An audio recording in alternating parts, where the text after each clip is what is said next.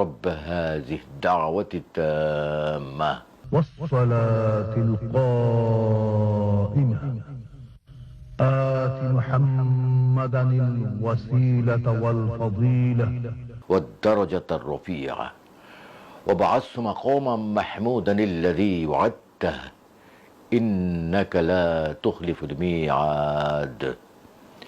হে আল্লাহ, এই পরিপূর্ণ আহ্বান ও শাশ্বত নামাজের তুমি প্রভু।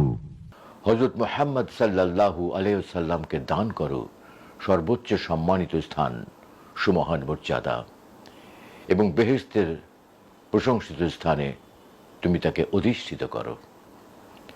নিশ্চয়ই তুমি প্রতিশ্রুতির ব্যতিক্রম করো না।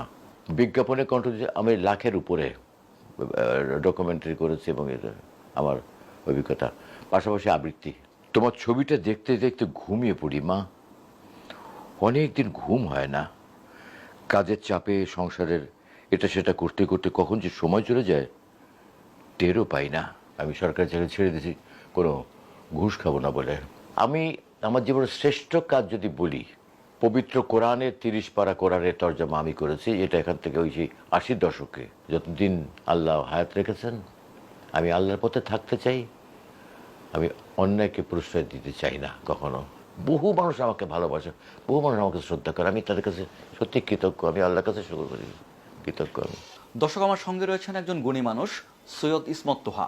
অনেকে হয়তো এইভাবে চিনবেন, 90-এর দশকে বিটিভিতে আজান শেষে যে দরাজ কণ্ঠের দোয়া শুনতেন, সেই ভয়েসটি সেটি কিন্তু ইসমত তোহার।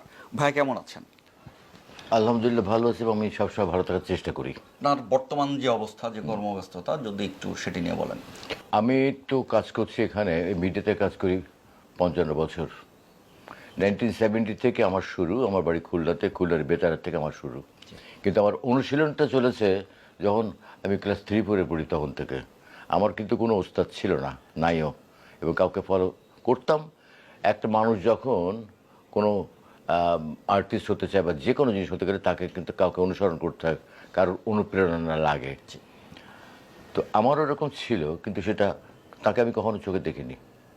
আমি তার কণ্ঠ শুনে মুগ্ধ হয়ে তার মতো করে পড়ার চেষ্টা করতাম।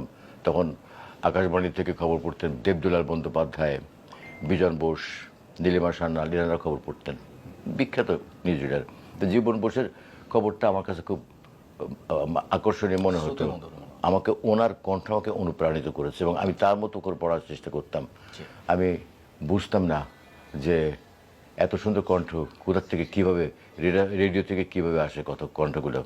তখন তো বিটিভি অত ছিল না, বিটিভি মানুষ দেখতো, সবার বাসায় টিভি ছিল না। আমার বাবা খুব শৌখিন মানুষ ছিলেন, তো ওই শৌখিন মানুষের কথা, শৌখিনতার কারণেই আমাদের বাসায় সব কিছুই তখন আব্বা করতেন আর কি। তো রেডিও শুনতাম তখন। আমার যেমন এখন রেডিও খুললেই শুনতে